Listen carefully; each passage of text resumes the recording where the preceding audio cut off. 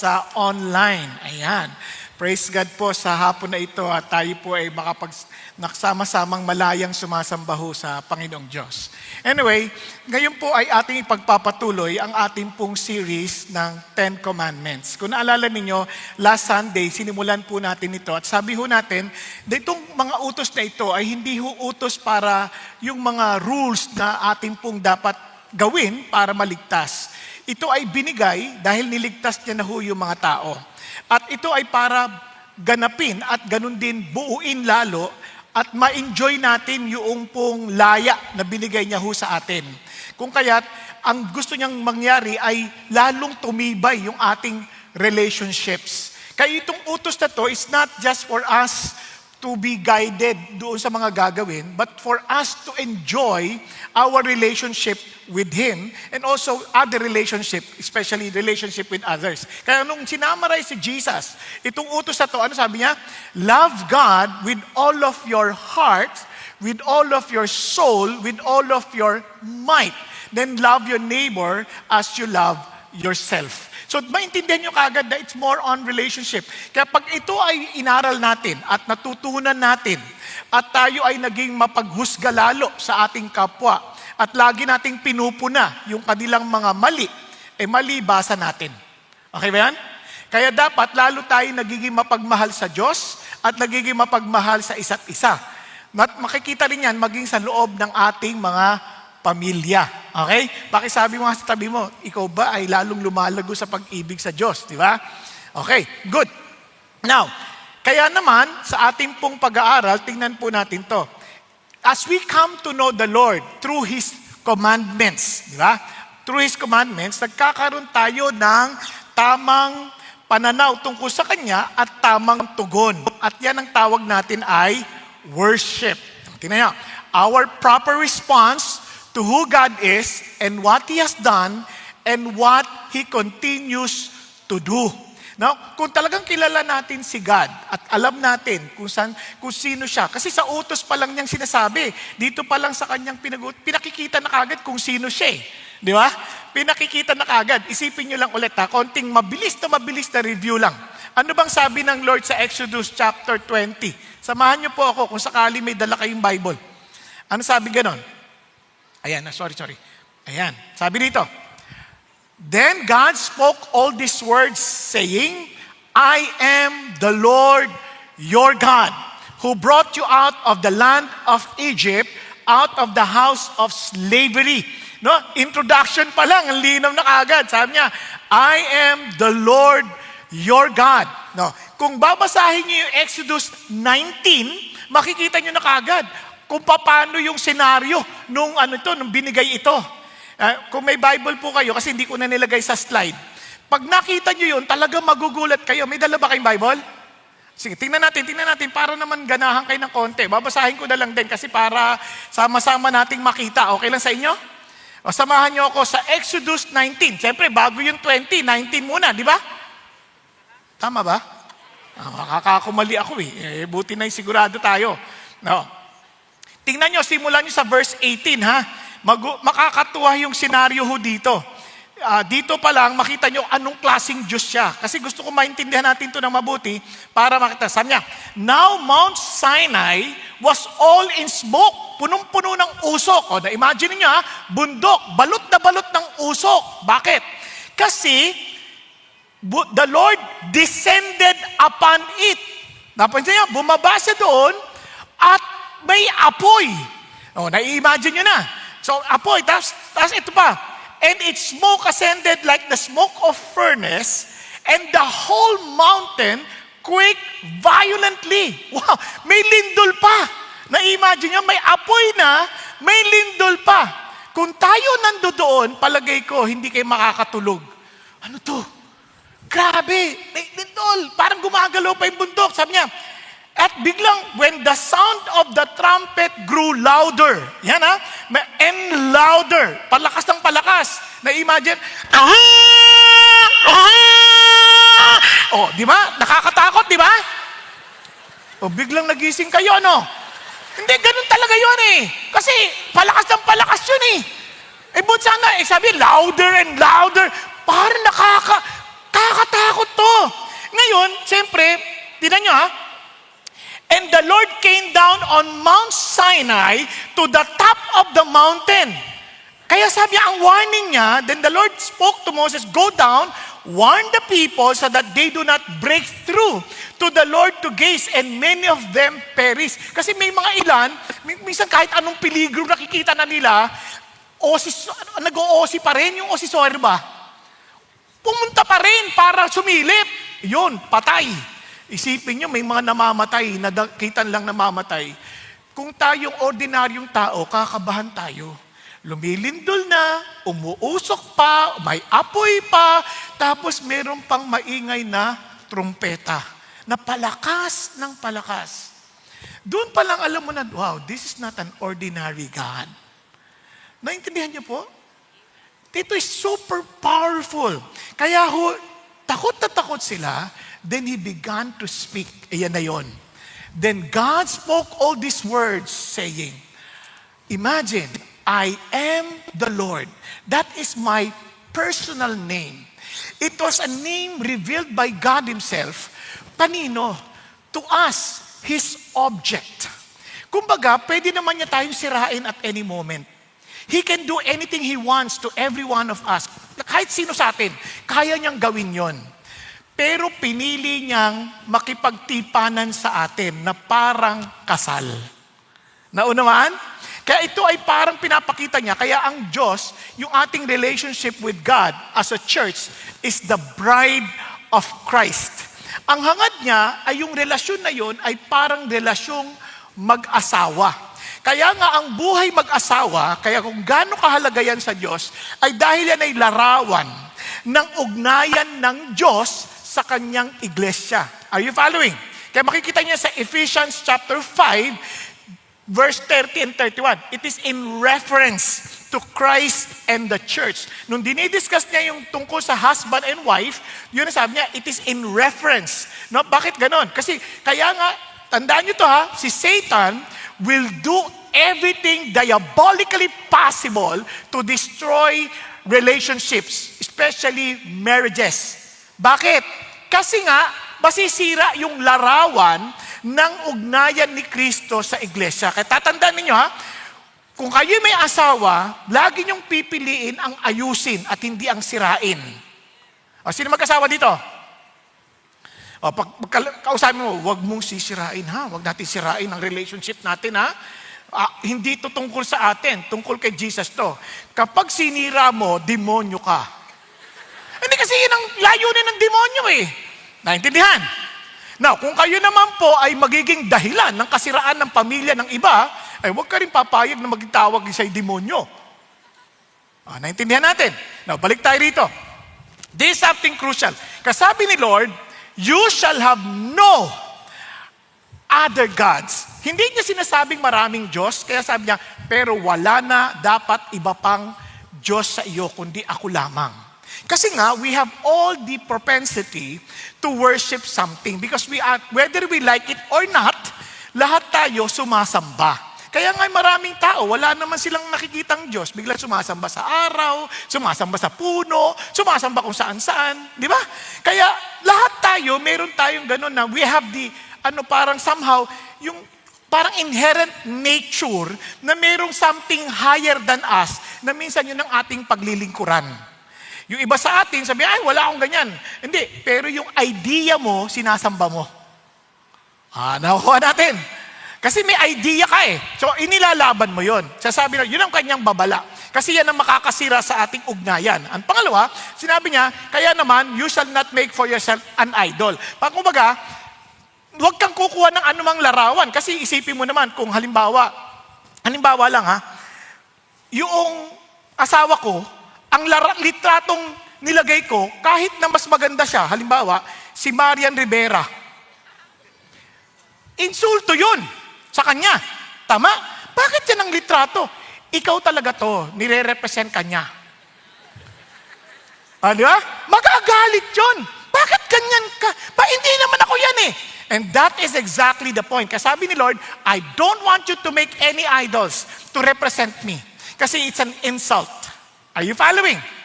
It's an insult. Kaya hindi ka rin pwede mag-isip ng kahit ano, no? To create an idol in your heart. Kaya we need to put God first. Anong first? Even in the way we handle our finances, in the way we handle our interest, in the way we handle our relationships, in the way we handle our schedule, and our troubles. Kung may na-trouble tayo, sino una nating tinatakbuhan? Hindi pagka mayroong trouble, parang natatakot ka sa multo, tatawagin mo ang Ghostbuster. Hindi yon. Dapat takbo agad kay God. Naunawaan? Takbo agad kay God. Yun ay isang bagay na gustong paunawa sa atin ng Panginoon Diyos. And ang lupit nito kasi, bakit? Tingnan nyo, kung gaano kaseryoso siya, sabi niya, you shall not worship them or serve them, for I, the Lord your God, am a jealous God, visiting the iniquity of the fathers and the children of the third and fourth generation of those who hate me. Can you imagine? In your mind, because I love you, Lord, but I need something visible or something tangible. Kasi hindi ka nakikita eh. Pero sabi ni Lord, if you do that, galit ka sa akin. And the effect to the third and fourth generation, hindi dahil sa paparusahan ko sila, kundi they will be affected by your unfaithfulness. Kaya naman, sabi ni Lord, pero kung tapat ka naman sa akin, thousands to those who love me and keep my commandments. So in response to the goodness of God, kasi nga jealous God siya, ayaw niya ikaw mapunta sa iba dahil aabusuhin ka lang nila. Because anything else, any other gods, will never satisfy what we truly need in life. Walang makakasapat. Tao, hindi tayo masasapatan. Kaya nga, kunya, mga dalagat binata, kung hindi kayo masaya na mag-isang kasama si God, kahit magpakasal kayo, hindi pa rin kayo magiging masaya. Kailangan maging masaya kayo sa Diyos at dahil doon, ibabahagi mo yung saya mo sa ibang tao. Kaya marami nagpakasal, lalong nalungkot. Kasi malungkot siyang nagpakasal, isang malungkot, at isa pang malungkot, pinagsama mo, lungkot na lungkot. Di ba? Ngayon, kung ikaw ay masaya, isinama mo isa pang masaya, ang saya-saya. Ganun lang naman yan eh. Kaya yun ang susi sa buhay. Kaya ito, balik tayo rito. Kaya importante ho ito. Ngayon, knowing that God desires what is best for us, ang hangad niya ay lagi po yung pinakamabuti sa atin, yun ang totoong pagsamba. Whether then you eat or drink, and whatever you do, ano gagawin? Do all for the glory of God. So, titingnan natin ngayon, paano ba yan sa totoong buhay? So, God continued His commandments. Yung sa ikatlo at ikaapat, yun ang ating titignan. Etong sabi niya, basahin natin. You shall not take the name of the Lord your God in vain. For the Lord will not leave him unpunished who takes his name in vain.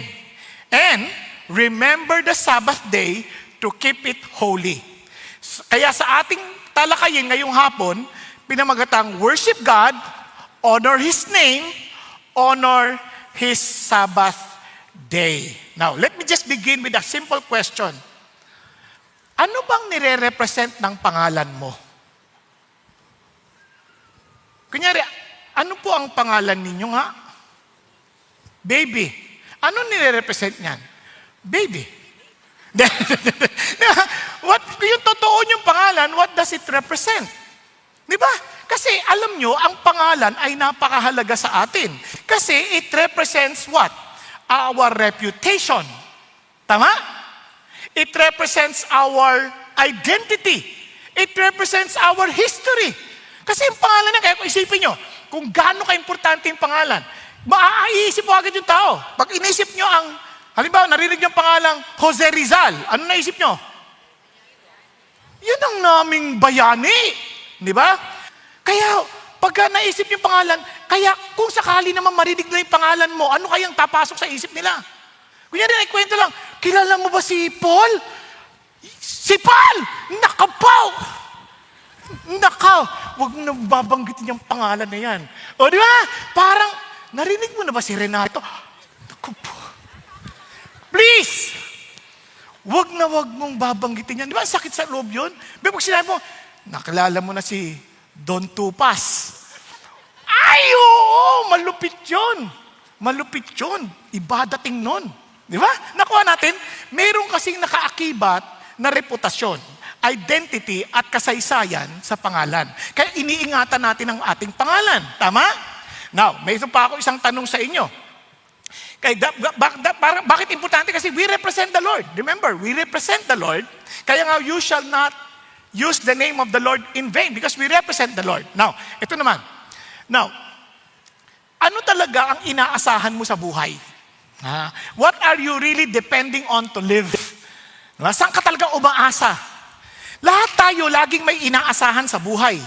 Di ba? Kaya ho ang pagsamba, kaya ko tinanong ito, kasi hindi lang ho sa pagsasalita natin, hindi lang sa ating pag-awit, it is how we live and what we trust. Kung ano yung ating papantay na bubuhay at ano yung ating pinagtitiwalaan. Naunawaan? Sa lahat ng bagay, ipinapahayag natin yan. Kaya simulan natin. Honor His name.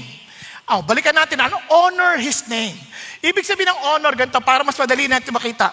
Halimbawa, meron ho kayong t-shirt na suot-suot.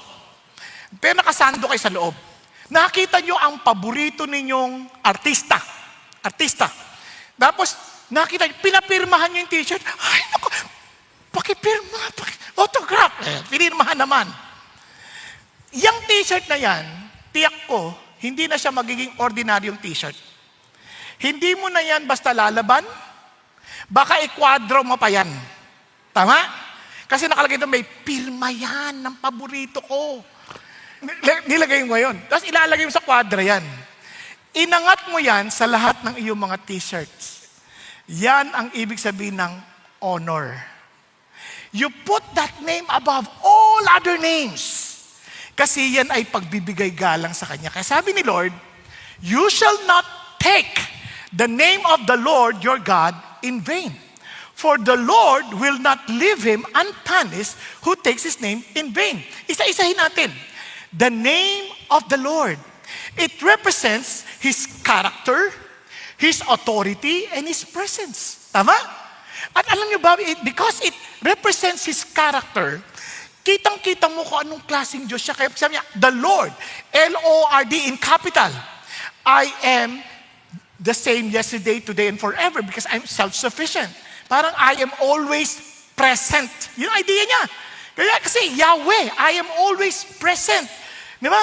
Kaya, parang sabi niya, ito yung Diyos mo. This represents Him. Yung name na yan ay sobrang powerful. Kaya alam niyo ba yung mga Hudyo during that time? Pag sinusulat nila, nag-i-scribe sila nung salita ng Panginoon, and every time they write the very name of God, alam niyo bang maliligo muna sila? At tatayo, maliligo, at magpapalit ng ballpen. Pagkatapos gamitin, itatapon na yung ballpen na yun. Ganon ka-sacred para sa kanila yung pangalan. Grabe, no? Pag binanggit, hindi basta-basta nila binabanggit yung pangalan. Kasi it is something so sacred na para ang taas ng galang nila na hindi labas nila sinusulat nang hindi sila nakaligo. Grabe, di ba? Kaya samantalang sa marami sa atin, we take that name so casually. Parang, bisan nga, pag nagulat tayo, ay, kung ano-ano na nasasabi natin kaagad. Pero mamaya, papaliwanag ko pa yan. Now, yung authority naman, yung pangalan, may kapangyarihan yan. Di ba? Parang mga police, di ba? Pag hinuli ka, in the name of the law. Di ba? Hinuhuli ka, in the name of the law, hindi in the name of Popeye. Di ba? O law, ano ba mga, hindi na, grabe, ang tagal na nung Popeye na yun eh. Bata pa ako nun eh. Ano na ba ngayon mga pinapanood na ngayon na cartoons? Renato, ano pinanonood mo ngayon? Wala. Papay ka pa rin siguro eh. Sa inyo, meron pa kayo naalala na cartoons? Wala na eh, no? Ha? Sino? O, di bali na? Okay na yun? Basta, hindi ka naman tatawag na ganun pangalan. Basta you make sure na it's the name of the law. And of course, His presence. It means He is present. Yung talagang, wow, hindi mo basta babaliwalain yan. Kaya naman, tanda natin, God's name, He's God Himself. Kaya you cannot separate God's name from God Himself. Kaya hindi mo pwedeng laruin yan. Kaya God's name represents who He is, shows how we treat His name, and reflects how we treat Him. So, yung paggamit natin ng pangalan niya, yun ang pagtatrato natin sa Kanya. Naunawaan, pangalan natin pwedeng paglaruan ng iba. Kunyari ako, tinatawag na, Rito Saging. Pritong saging! Ganyan lang. But we cannot do that to God. Because every time you take His name, without seriousness, parang hindi natin siniseryoso yung Kanyang pagka-Diyos. Are you following?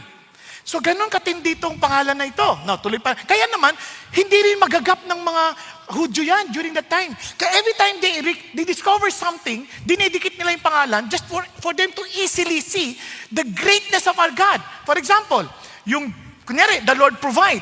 Tatawagin na, Yahweh Yireh. The Lord Nissi, the Lord is my banner.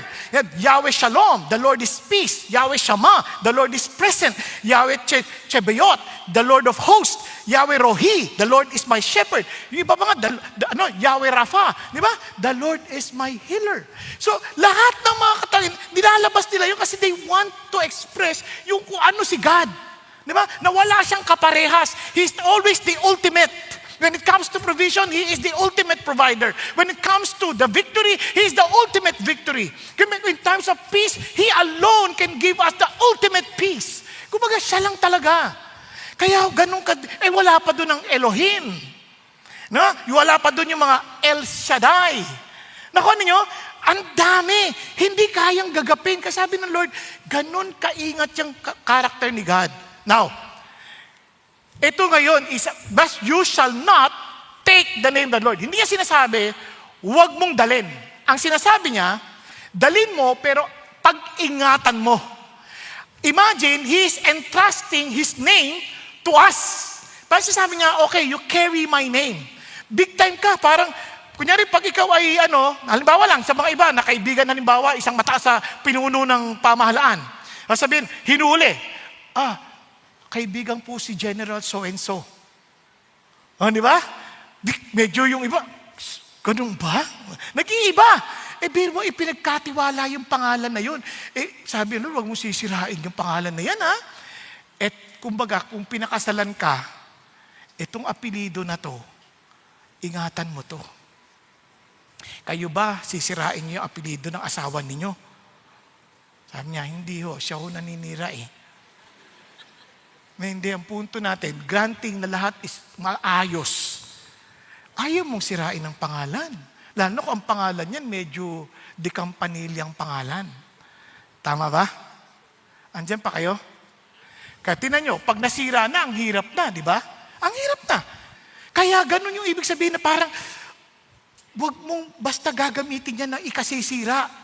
Nakuha, kaya ganun kahalaga ang pangalan. Now, ang sabi ng Lord, yung take, you carry that. Kaya ito ang sinasabi ng Lord. Ulitin ko hindi lamang to take it, parang not to take it, but to take it with care. Paano yun? Dala-dala mo yan. Ibig sabihin, God has given you that powerful name. Grabe, kung dala mo yan, nagagamit mo ba ng tama? Tingnan nyo. Sabi ng Lord, give thanks to the Lord. Call upon His name. Grabe, make known His deeds amongst the peoples. Ano sinasabi ng Lord? Yung pangalan na yan, pero namamblema ka. Ang dami mong problema, ang dami mong ino-worry. Ayan ang pangalan ko. I-withdraw mo yung kailangan mo. Use my name. Para sabi niya, pagka nangailangan ka, pumunta ka sa bangko, ito pangalan ko, dali mo. Yan ang sinasabi ng Lord, you call upon Him. Alam niyo tayo, ang dami tayong worries because we don't call upon the name of the Lord. We are always dependent on our own name. No, we come to God because we know that His name is powerful. Amen po? Kaya people were clamoring after Him. Bakit? Because there is power in the name of the Lord. Kaya kanina, tunto ko kahapon, there is strength in the name of the Lord. There is power in the name of the Lord. There is hope in the name of the Lord. Blessed is He who comes in the name of the Lord. Kaya isipin nyo, if we come in the name of the Lord, ang powerful niyan. Pero takot tayo kasi we do not carry the name. Carry the name. There is power in the name. Naalala ko, meron po nagkakagulo doon. Sabi niya, Pastor, tinawag ako bigla. Bakit? May inalihan ng demonyo. Ganun ba? Tapos isip ako 2 beses. Totoo kaya yun? Then nagpray ako. There is power in the name of the Lord. Pinuntahan ko. Pagpunta ko doon, nagkakagulo sila. In the name of Jesus. Tapos pagkabuhan, takbuhan naman. Sabi ko, teka. Pwede po ba sa tabi muna ho kayo? Papasok po ako. Hindi ka ba natatakot? Ba't ako matatakot? Di naman ako pumapasok sa pangalan ko. Pumapasok ako sa pangalan ni Jesus. Naintindihan niyo po? Minsan yun na nakalimutan natin. We need to carry and make known His deeds. Huwag nating ikahiya ang pangalan ni Jesus. And look at this. You did not choose me, but I chose you and appointed you that you would what? Go and bear fruit. Minsan isip na, parang walang kakwenta-kwenta ang buhay ko. Hindi mo nakalimutan mo, pinili ka ng Diyos. And look at what He said. And that your fruit would remain, so that whatever you ask the Father in my name, He may give to you. Grabe. He gave you that name. Take it. Use it for His glory, to become more fruitful to God. Minsan inisip natin, how can I multiply? Diba, challenge tayo, you evangelize, you tell the people about Jesus, about 5 million people we will influence to the Lord. Ang laki naman. Yung kapitbahay ko, hindi ko makausap eh. Bakit? Alam mo bakit? Kasi you're carrying your own name. But when you come to God, Lord, hindi ko po alam ang sasabihin ko. Ano sabi ni Lord? Ask in my name, and the Father may give it to you. Naunawaan po. Nung nagsimula po ako sa ministry, hindi ho naging madali. Naalala ko, pati mismo mga sasakyan ko, binigay ko na sa Diyos, ibinalik ko na sa Panginoon. At ito po ang amazing part. Dumating sa panahon na nakabarong Tagalog ako, ang dami kong dala, nagko-commute po ako. Tapos bigla sabi ko sa Lord, Lord, I want to reach out for more people. Pwede bigyan mo ako ng sasakyan? Kasi yung suot-suot kong sapatos, tawa ng tawa eh. Tawa siya ng tawa, naglalakad ako, tawa ka ng tawa dyan. Tumahimik ka nga. Ay sabi ng Lord, ay alam niyo ang bait ng Diyos, binigyan niya ako ng pagong. Volkswagen. Naintindihan? And eventually, as the Lord allows me to minister for more people, binibigyan niya lagi ako ng magagamit ko para sa kanyang kalawalatian. There was a time, manghihiram ako ng libro sa mga meron. Ayaw ko pahiramin. Iniyak ko sa Diyos, Lord, tulungan mo ako. Gusto ko po mag-aral. Gusto ko po talagang matuto. Gusto ko magpakadalubhasa sa ginagawa ko para madala ko yung mga tao sa iyong katotohanan. Nung binigyan ako ng Diyos ang libro, tinitiis ko yung kain muna. Pero ngayon, tinan nyo, ang laki-laki ko na. Bakit? The Lord provides. Because there is a name who called me. Naintindihan niyo po ibig sabihin? Minsan, alam nyo, hindi natin madala yung pangalan ng may tapang. Kasi tayo una nagwo-worry. Tayo yung mukha natin parang lagi alala. Ang dami natin alala. Yung parang, alam mo, mahal ka ni Jesus. The Lord will provide for you. Lord, ako nga, wala ako eh. Paano ko naman sasabihin na kayo ang totoo? Kasi nga, wala kang makikwentong ginawa ko. Kasi hindi mo naman tinataglay yung pangalan ko. Dinadala mo yung sarili mong pangalan. Pati pag-pray mo, gusto mo yung pangalan mo pa rin eh. Lord, nag-share akong gospel, bless mo ako. Lord, nag-tithes ako, bless mo ako. Anak naman, puro pangalan mo eh. Hindi ka naman pupunta sa akin sa nagawa mo eh. Pupunta ka sa akin dahil sa ginawa ko para sa'yo. Andiyan pa kayo? Hello? Naunawaan po? Alam nyo, yan ang malaking problema ng minsan ng mga tao. They thought that God deals with us based on our goodness. He deals with us based on the goodness of His Son, Jesus Christ. Carry His name. Take His name. Huwag niyong sayangin. Huwag niyong sayangin. Kaya naman, bakit? Why does God want us to proclaim His name? Because there is no other name that brings salvation to mankind. Sabi nga, there is salvation in no one else. There is no other name under heaven that has been given among men by which we must be saved. Wala nang iba. Kaya napaka-importante yung pangalan na yan. Dalhin natin. Huwag natin ikahiya sa classmate natin. Huwag natin ikahiya sa ating mga kapitbahay. Huwag natin ikahiya sa ating mga kaopisina. Huwag natin ikahiya. Kasi may pangalan. Kasi hindi ako mabuting tao Palagay mo, hindi ka kayang baguhin ni Panginoong Jesucristo sa kapangyarihan ng kanyang pangalan?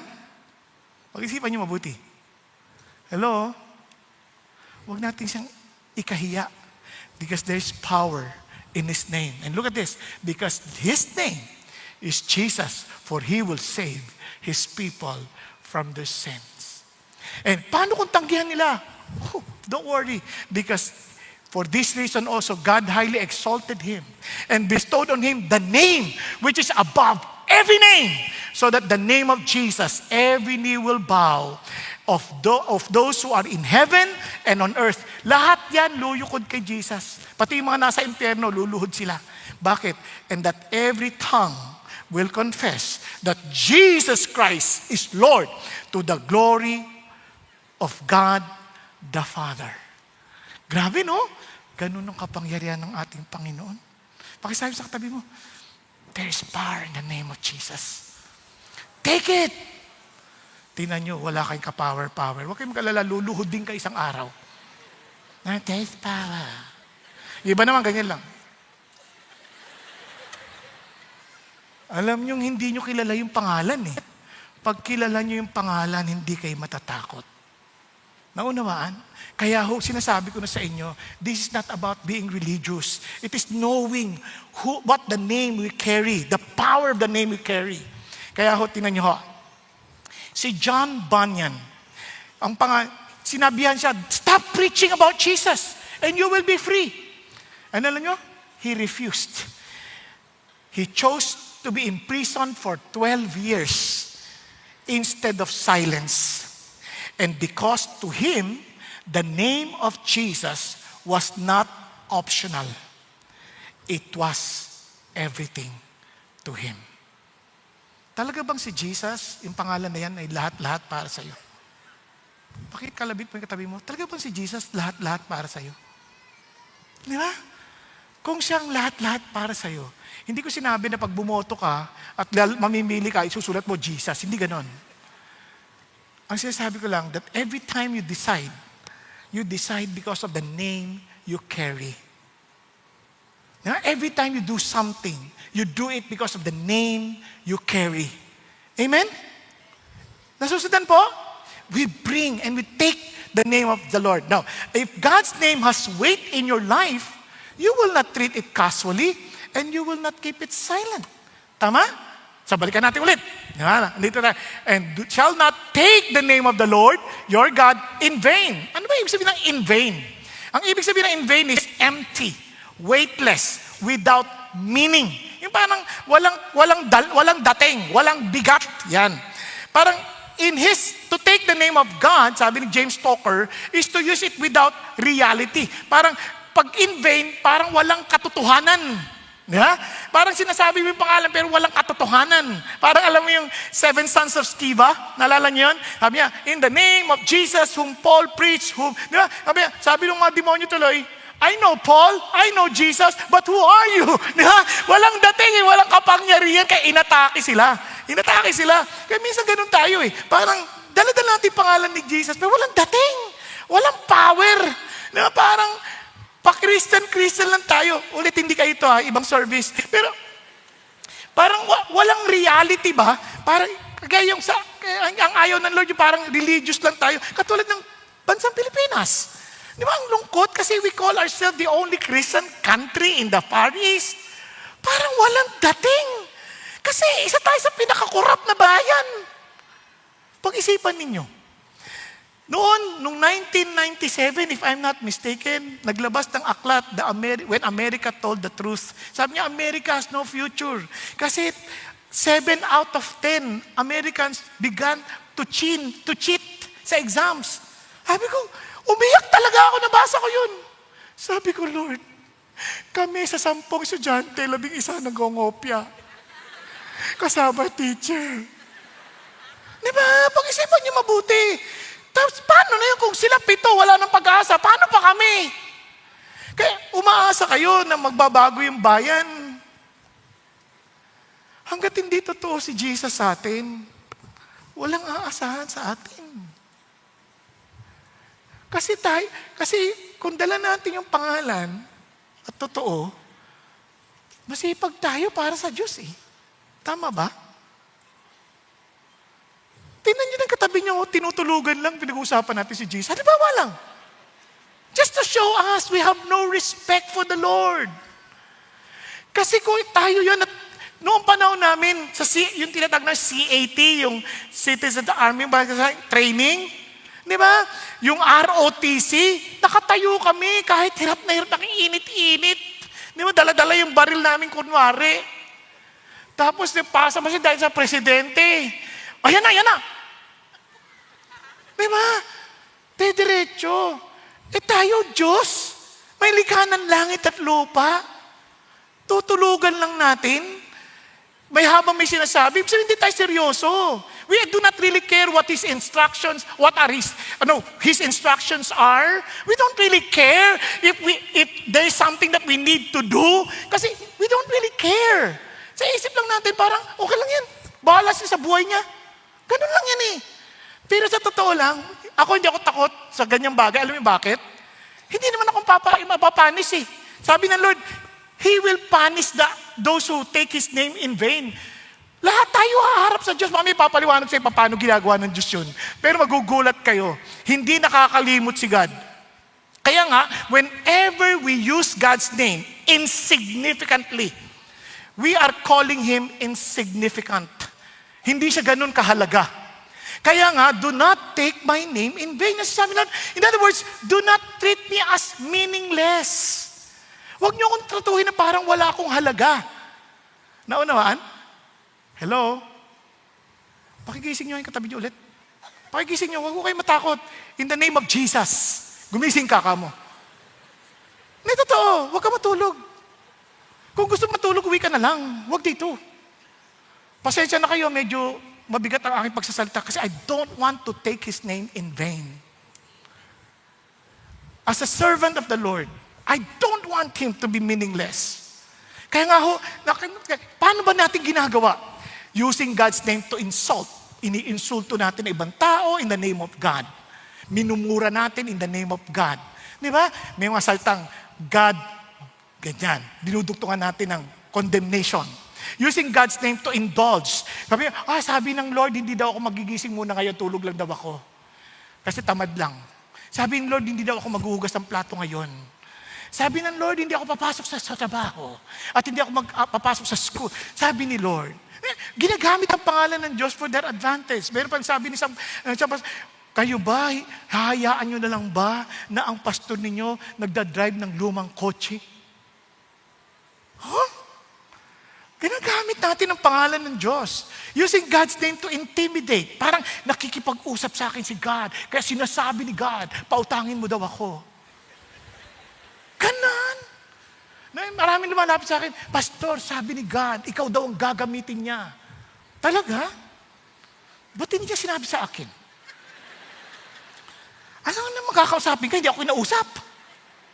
Nakuha ninyo? Marami, ginagamit ang pangalan. In fact, among us, minsan, we carry the name of the Lord and we trust each other, pero sino naglulukuhan? Tayo. Karamihan na nanloko sa akin, Christian.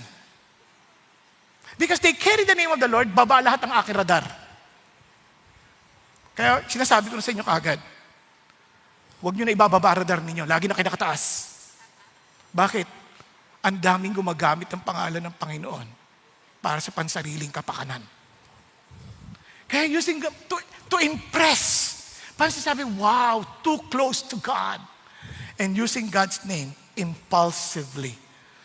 Wow, parang walang pag-iisip. Kaya mga ganong salita na parang hindi iniisip talaga si God. You see, friends, we don't just misuse God's name with our lips, we misuse it with our lives. Look at what He said. They profess to know God, but by their deeds, they deny Him. You see, God's name is not just a word. It carries His glory, It carries His authority. It carries His worth. Kaya nga, to take God's name in vain is to live as if God has no weight in your life. Yung bang hindi siya importante. Kaya nga sabi ni Paul, whatever you do or did, do all in the name of the Lord Jesus, giving thanks to God, to Him, to God the Father.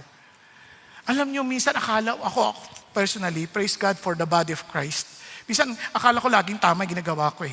Until somebody would tell me, mali yun.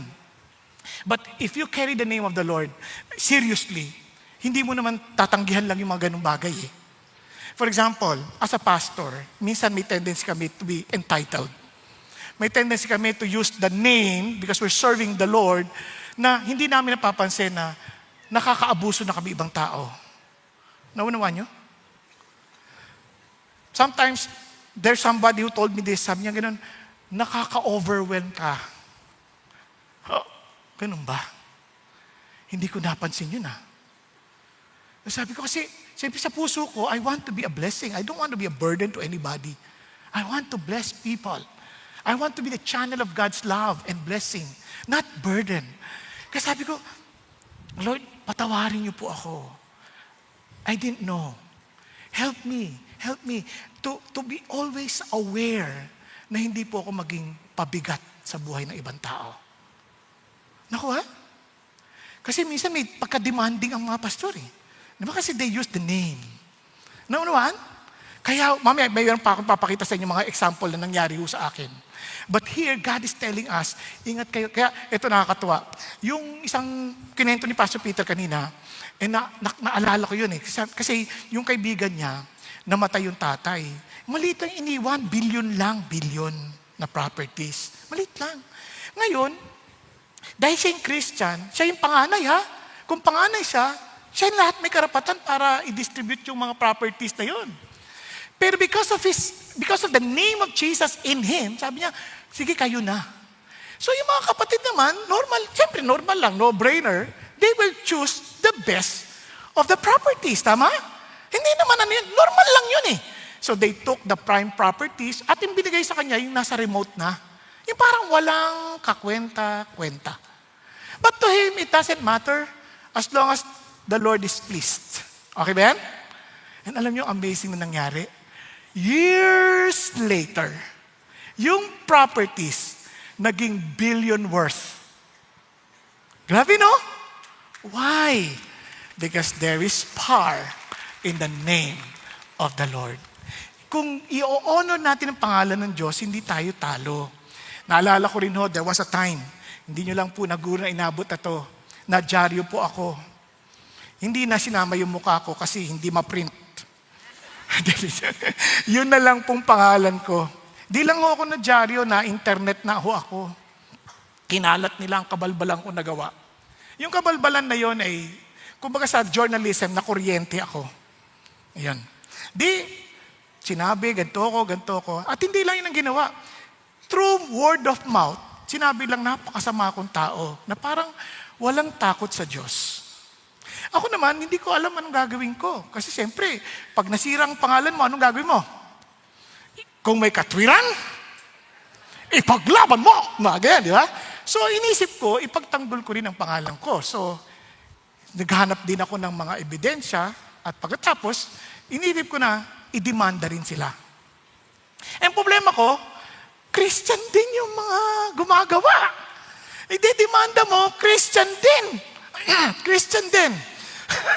Nakuha niyo yung sabihin, kaya may Christian, may tao pa rin yan, nagkakamali. Di ba? So, idedemanda ko.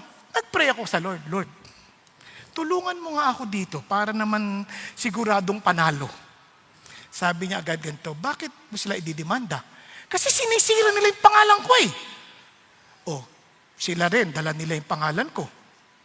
Nandun kayo sa korte. Kaninong pangalan masisira? Sa inyo po. Anong gagawin mo? Mas mahalaga po ang pangalan ninyo. Hindi ko na po itutuloy. Pinunit ko na. Kinalimutan ko na.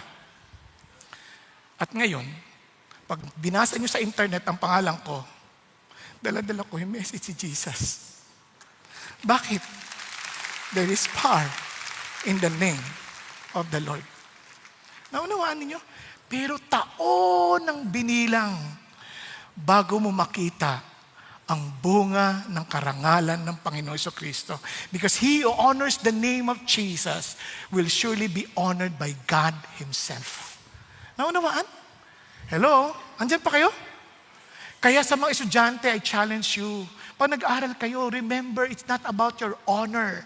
It's about the honor of Jesus. Minsan, gusto-gusto natin mag-honor tayo sa school, nandadaya naman tayo. Ang gumagawa ng assignment, nanay natin. Let's honor the Lord by giving our best. Diba sa trabaho, let's honor the Lord by being diligent and honest. Amen po? Hello?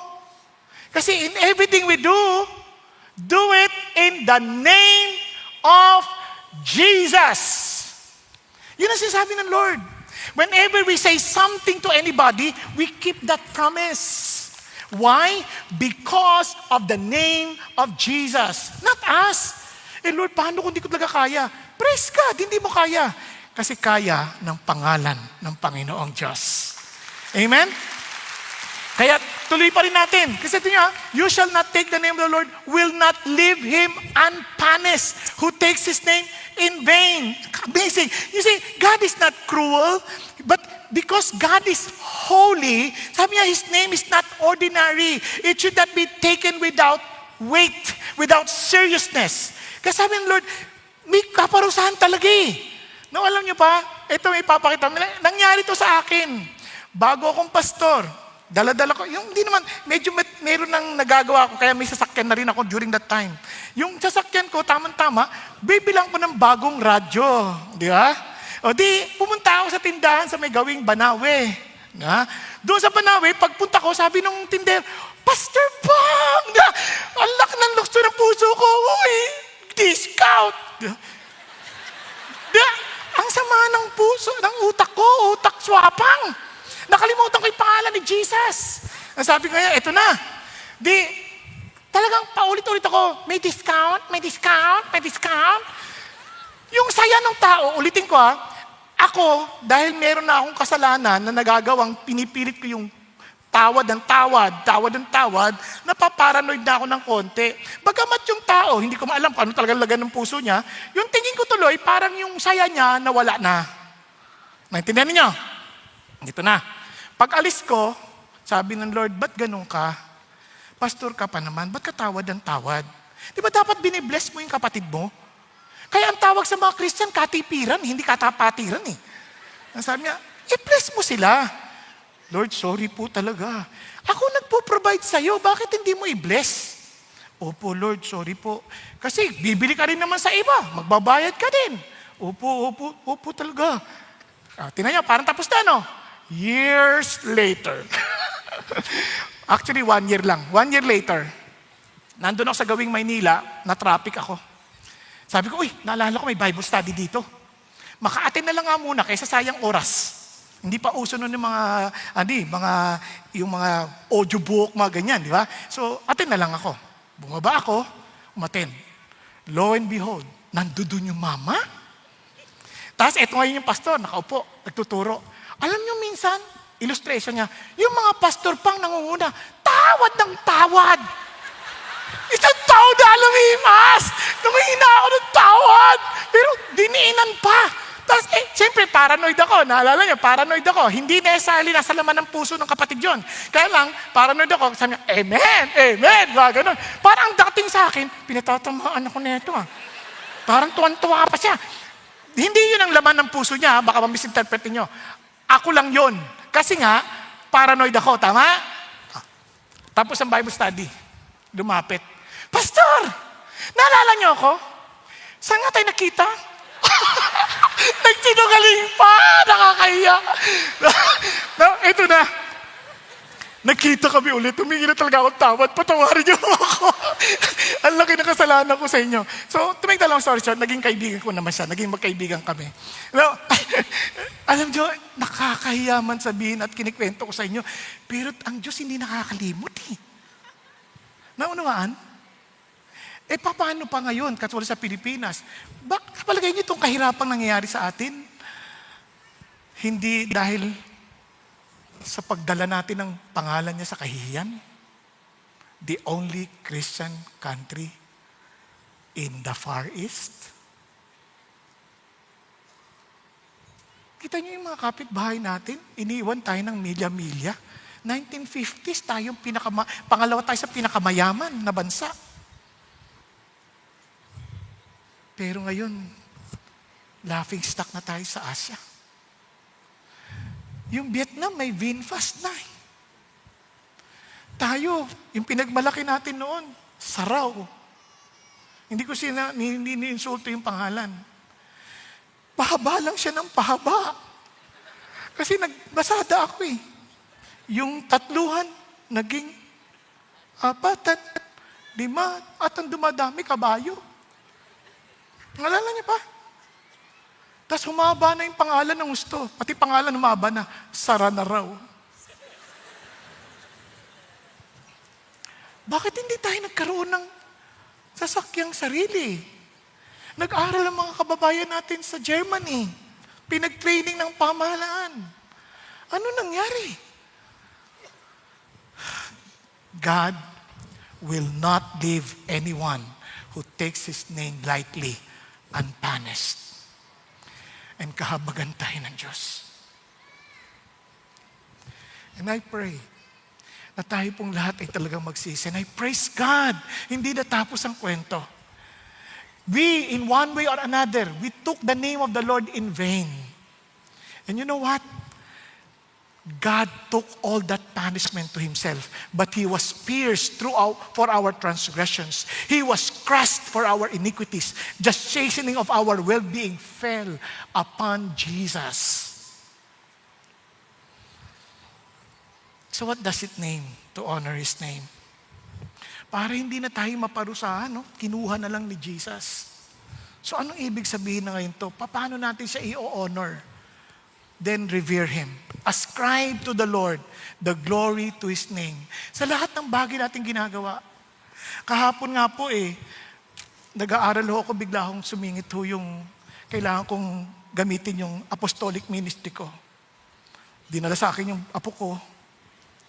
Papatulugin ko daw. At habang pinatutulog ko, normally kinakantahan ko yung bata.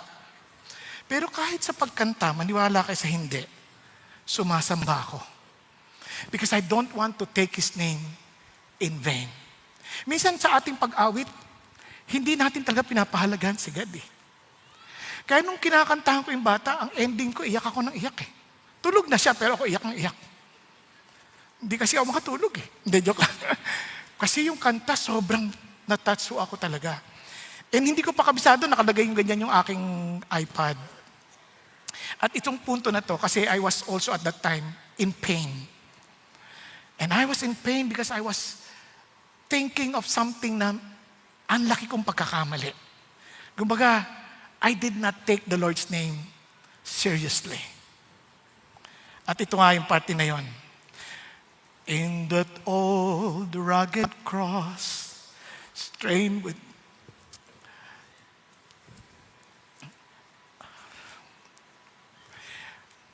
bigla ako naalala yung cross ni Jesus. Ito nga yun. Sabi niya, so I cherish the old rugged cross till my trophies at last I lay down. I will cling to the old rugged cross and exchange it someday for a crown. Sabi ko, Lord, titiisin ko na ho to, alang-alang sa pangalan ninyo. But I know one day, titiisin ko kasi mas matindi yung suffering mo para lang ako mapatawad sa aking mga paglapastangan sa pangalan mo. But one day, I will exchange this for a crown. Amen? Nasusundan po? Kaya never forget to ascribe to the Lord what is due Him and represent His name. Everyone who names the name of the Lord is to abstain from wickedness. Remember who you are. You are no longer Renato. You are now the representative of Jesus. You are no longer, ano pangalan ninyo? Liza. You're no longer Liza. You're now representative of Jesus. Forget about yourself. I've been crucified with Christ. It is no longer I who live, but Christ who lives in me. Amen? Kaya we need to rely on His name. Lord, hindi ko to kaya. I am weak. I cannot overcome this. I am weak, but you are strong. Kasi ikaw lang, kung I can trust you with my salvation, I can trust you with the small things in my life. Because your name has power. There is strength. There is power, and there is hope. You see, friends, worship is not only about how we represent God, but it's also about how we rely on Him. Kaya nga, honor His Sabbath day. Now, tingnan natin sandali. Remember the Sabbath day to keep it holy. Yun ang sabi ng Lord. Remember the Sabbath day to keep it holy. Set it apart. Make this day a very different day. Set this day as a special day. Yun ang sabi ng Lord. So, anong ibig sabihin nun? When you say remember, it's not only to recall. It means to observe, to prioritize, to set apart. Talagang ihiwalay mo yun. Di ba? Ihiwalay mo talaga yon. Ang sabi ng Lord, so anong kailangan mo remember? That in that Sabbath day, you remember that there is a God who is the Lord of all because He's the one instructing you to take a Sabbath. Mamaya papaliwanag ko ano yung Sabbath. Then you have to remember that He is sovereign. He is all-powerful. Because you will not take that Sabbath seriously if you don't know God who is sovereign. That He is the Lord of our time. That He is our ultimate provider. That God is good. God knows knows and wants what is best for us. And God wants us to trust and obey Him. Talaga, yes. Bakit ano ba dapat natin gawin sa Sabbath? Ito yung pinagagawa niya. 6 days. You shall labor and do all your work. You see, God wants us to work. Work is good. Work is a blessing from the Lord. If you don't work, you're not supposed to be eating. Tama? Sa yun nasabi ng Diyos eh. But, sabi ng Lord, but after 6 days of work, ano sabi ng Lord? But the 7th day is a Sabbath of the Lord your God. Yung word na Sabbath, you have to cease from working. Stop working. Make it just between you and me. Are you following? Kasi nga parang mag-asawa yan. Di ba? Bagay kayo magkasama. Pero may isang araw na date lang kayo. Walang pinag-uusapan na pamilya, anak. Ang pinag-uusapan natin isa't isa lang. Naintindihan? Minsan wala nang ganung panahon. Minsan lagi lang inisip, yung gripo, tumutulo, yung gano'n, sira na naman, yung wala naman tayo pambayad ng utang, yung puro problema. Wag na, araw-araw nyo nang pinag-uusapan yan. Yung 7th araw, wala kayong pag-uusapan kundi sa... Ganon na sinasabi ng Diyos. This time, it's just between you and the Lord. You set it apart for the Lord. It's something so special. Kasi sabi niya, it is of the Lord your God. In it, you shall not do any work. Yun ang ibig sabihin ng Sabbath. It is not about the day. It is about wala kang gagawin. You and your sons, your daughters, your male or female servant, or your cattle, or your sojourner who stays with you. Can you imagine? Lahat, pahinga. Lahat, pahinga. Paano na? Ano nang negosyo? Ayun nga, nagtitiwala ka ba kay God? Nagtitiwala ka ba ng provision galing kay God? Kaya nung sinabi niya, huwag ka na hitigil trabaho, hindi sinasabing tapos na yung trabaho. Ang sinasabi niya, will you trust me on this? I want you to rest. God is protecting not just the productivity, but people. Kasi tingnan nyo your male servant, your daughters, your sons, lahat. Now, tuloy tayo. For in 6 days, the Lord made the heavens and the earth, the sea and all that is in them, and rested on the 7th day. Therefore, the Lord blessed the Sabbath day and made it holy. Wow! Tingnan nyo, hinugot niya sa creation. Bakit niya hinugot sa creation? Kasi yan ang design. Kumbaga, ito yung television. Ginawa ko. Binibigay ko sa'yo. Ngayon, manonood ka 6 na araw. On the 7th day, patayin mo yung TV. Huwag ka manonood. Yan ang design niyan. Gusto mo magtagal? Huwag ka manonood. Nakuha niya? Kasi sabi niya, itong pang 7 araw na to, hiniwalay ko to for that special day. 6 days, magtrabaho ka. On the 7th day, huwag kang magtatrabaho. Basta, tayong dalawang to. Para sa ating dalawa to, special to. It's kaya sabi niya, He blessed the Sabbath. Ibig sabihin, masaya to. Kasi ang bless, anong saya, di ba? Masaya to. At hindi lang masaya, holy ito. Talagang nakahiwalay ito sa lahat ng ibang araw. This is something unique and different. Are you following? Balikan natin. Masaya ba kayo pag Sabat nyo? Yung iba, aligaga eh. Ay, parang hindi ako mapakali, wala akong ginagawa. Kaya kailangan kong magsayaw. Ha? Hindi. Kailangan kalimutan mo yan. Kailangan bitawan mo yung beat. And, alam nyo bang, itong Sabat na to, it has nothing to do with the day. Bakit ko sinasabi? Kasi yung Sabat sa Bible, kasi minsan magtatanong, do you observe Sabbath? Which Sabbath? Ganun kasi ang daming Sabbath sa Bible. Na hindi ko na iisa-isahin kasi wala akong merong initial Sabbath, yun yung sa after the creation. Meron yung temporal Sabbath, ito yung sa during the wilderness. Merong festival Sabbath na nagde-celebrate sila ng festival na wala silang gagawin just to celebrate. May agricultural Sabbath. Can you imagine? Business mo, on the 7th year, hindi ka magtatanim. Tapos magtatanim ka ng 8th year, 9th year ka pa mag-aani. O paano yun? Kung hindi ka nagtitiwala sa kapangyarihan ng Diyos, hindi mo magagawa yan. Naunawaan? Sabi niya, and may spiritual Sabbath, mababasa sa Hebrews. Merong millennial Sabbath na mangyayari in the future. May eternal Sabbath where we will find rest forever in the Lord. Kaya ang tawag sa death, sleep. Natutulog, pahinga. Nakuha? Bakit sinasabi ng Diyos sa atin? Now, sabi ng Lord, unang-una, Sabbath was made for whom? For us. And not man for the Sabbath. Why? Based on God's creation and design. Si God, hindi naman niya kailangan magpahinga eh. Kaya He never sleeps, never slumber. Tama? Hindi niya kailangan magpahinga. But He showed us an example para may rhythm ang ating pagkatao because we need rest. Whether we admit that or not, we need rest. Even history supports that. Paano ko nasabi? After the French Revolution, gusto nilang tanggalin yung issue ng Christianity sa buong Pransya. Sila itong mga grupo na nag-create ng tinatawag na Unholy Trinity.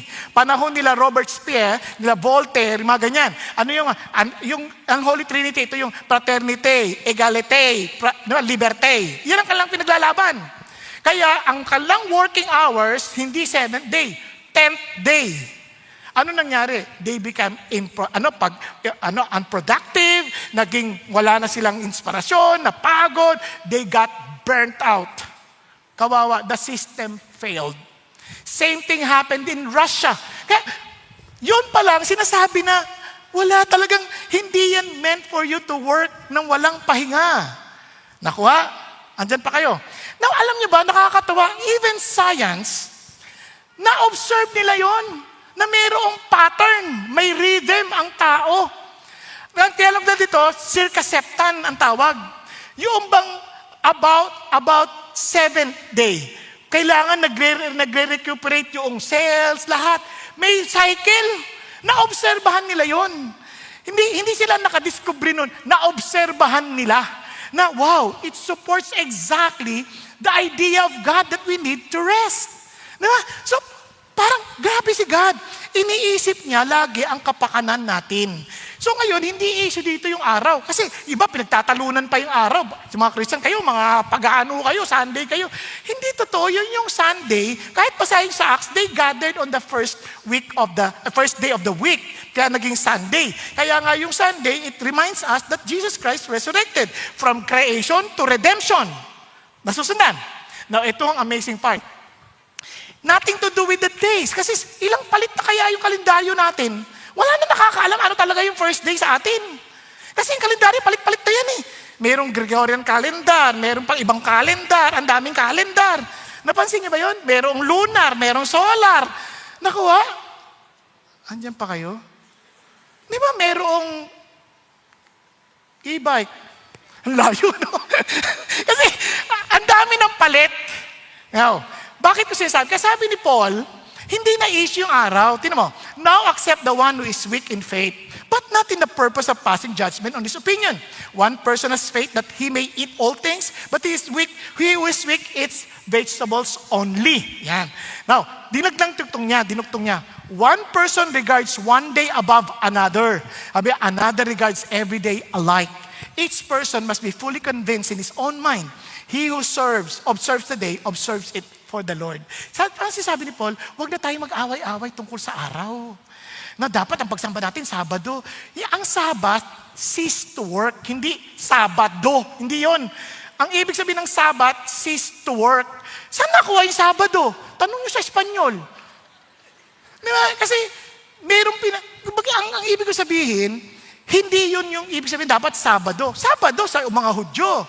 Pero sa mga Muslim, sa Middle Eastern countries, Friday naman. Iba-iba, hindi pare-parehas. Kahit tayo, hindi tayo pare-parehas. Iba sa atin nagtatrabaho ng linggo. So, 6 days kayo mag-work, basta meron kayo isang araw. Pahinga, at ang focus natin kay God. Naunawaan? Andiyan pa kayo? Kasi hindi ho ito yung bakasyon, ha? Iba yung bakasyon. Kasi pwede ka magbakasyon na hindi ka nagsasabat. Kasi Sabat is for the Lord. Andiyan pa kayo? Kaya iba sa atin, nandito na, linggo, hindi pa nagsasabat. Nagpunta rito para magtinda ng insurance. Ay, hindi ikaw to. Kanina. Di ba? Minimit ang kliyente. Hindi Sabat yun. Sabi, paano yung mga nagbo-volunteers? Yan ang amazing. Mami, papaliwanag sa inyo yan. Papaliwanag sa inyo. Dahan-dahan lang. Kaya sabi naman ni Paul ulit sa Colossians naman, therefore, no one is to act as your judge in regard to food, drink, or in respect to a festival, or a new moon, or a Sabbath day. Kasi magtatalo-talo, bakit hindi kay Sabado? Ba't hindi kay Bernes? Wala nang ganon. Things which are a mere shadow of what is to come, but the substance belongs to Christ. Kaya nga, sa Bible, sa totoo lang yung worship nila sa Lord, hindi lang during Saturdays, hindi lang din Sundays. Every day, day by day, in the temple and house to house. Kanya lang, once a week, it's a special day. Special day.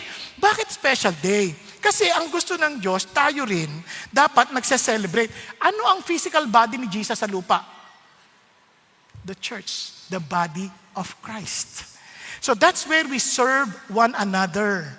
Kasi kaya nga ho, yung mga nagvo-volunteer, because that's their gift to the Lord. They want to serve the body. Pero they have time para to meditate on God. Pero kung nagsiserve ka, volunteer ka, just because of your name, para may significance, hindi ka nagsasabat. Nakuha? Andyan pa kayo. Nasusundan niyo ba? Hindi ka mo nagsilingkod sa Diyos, sabat na agad, Hindi. Yung kalalagayan ng puso. Tandaan natin yung busyness is one of the greatest enemies of worship.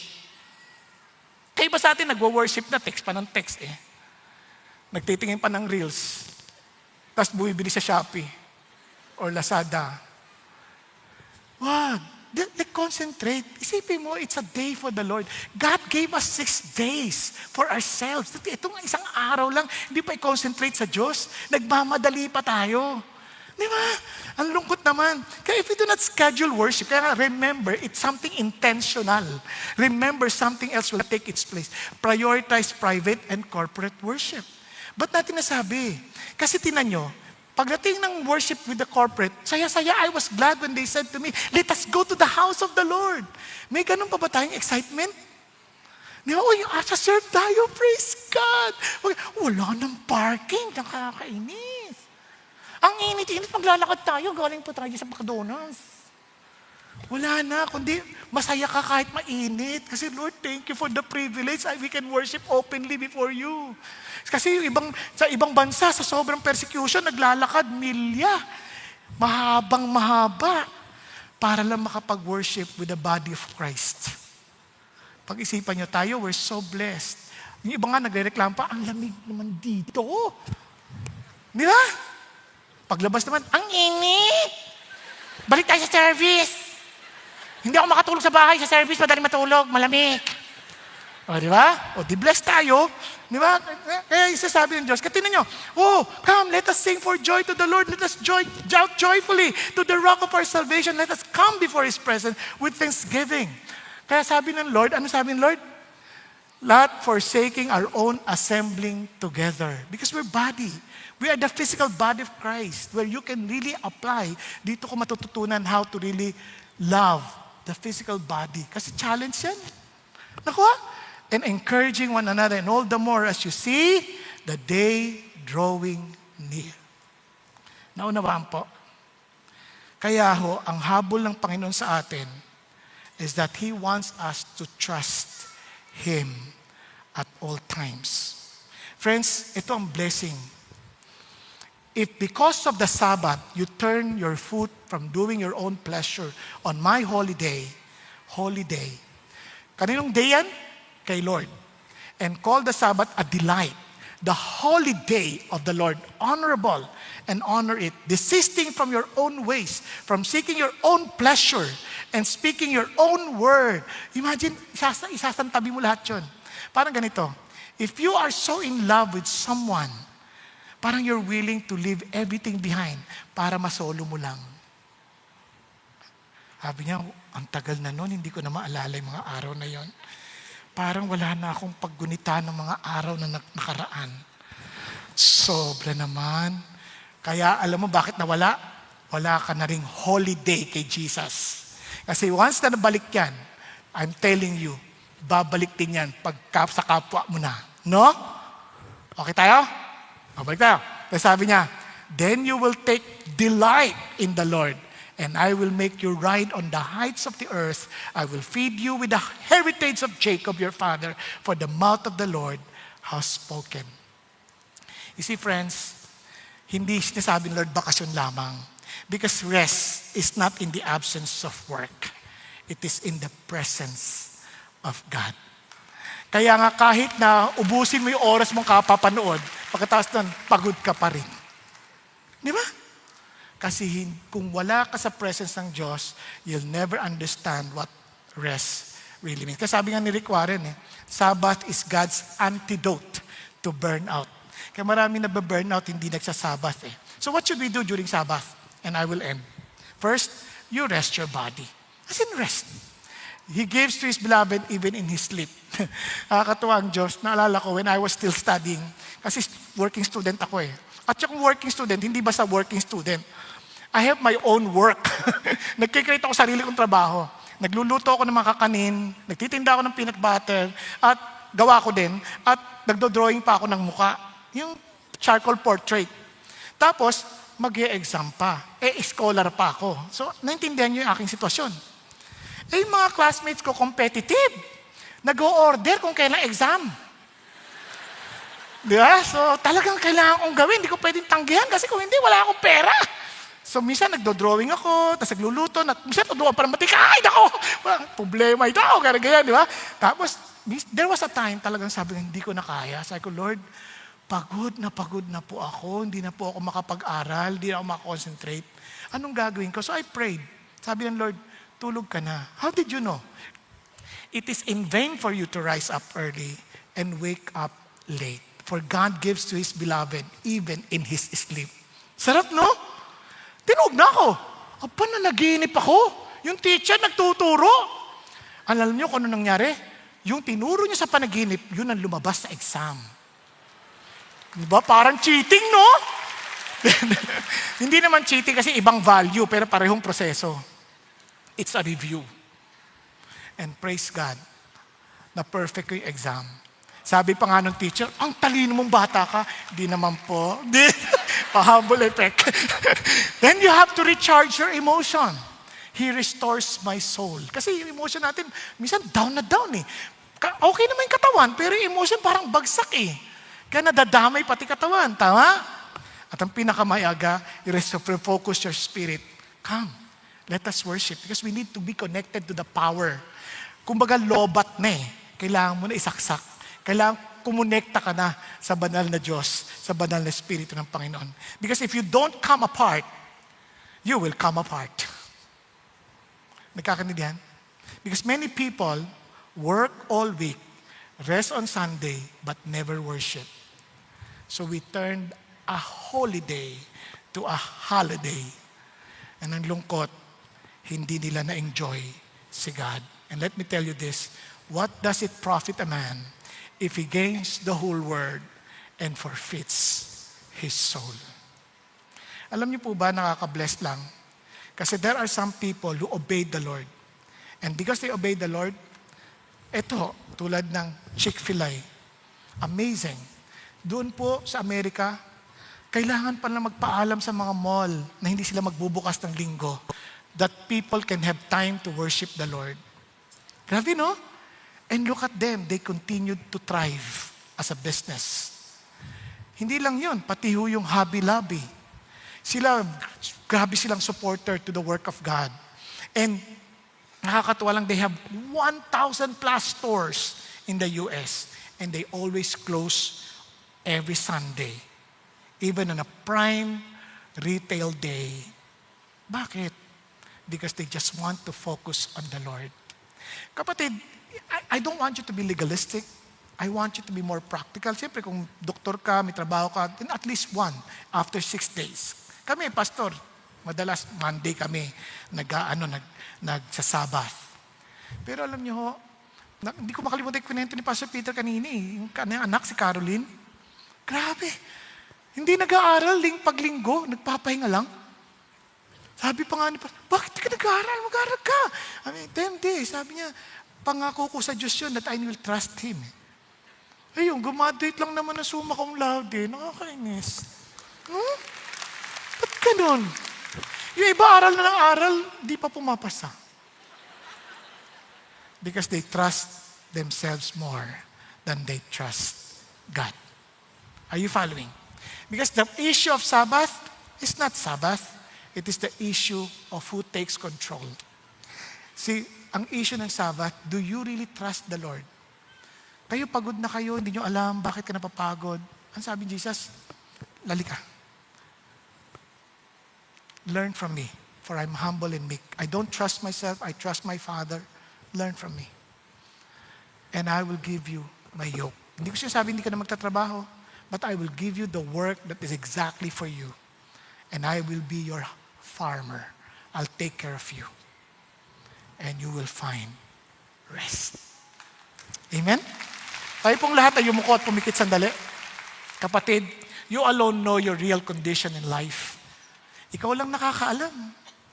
Ikaw lang din nakakaunawa kung anong totoo mong kalalagayan. Marahil, hindi mo maintindihan, Lord, ba't parang hindi ko alam, parang wala akong maliwanag na direksyon. O kaya naman, parang ang bigat ng aking balikat na hindi ko maintindihan. Lord, I need you. And God is telling you now, I'm inviting you to come. Trust me. Trust me first. As you come to me, learn to honor my name. And as you come to me, trust me fully that you may find rest. Don't do beyond what I gave you. My grace is sufficient for you, for the work I have entrusted for you to fulfill. Come. Baka naman kaya ka masyadong bagabag, takot, gulong-gulo. Baka hindi ka tuong nagtitiwala sa Diyos. Na parang akala mo ikaw ang may kontrol ng buhay.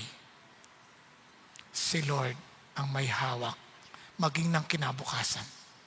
And He wants you to fully trust Him by honoring His name and by spending time with Him. And God is telling you, come on, let's just enjoy a day together. Trust me.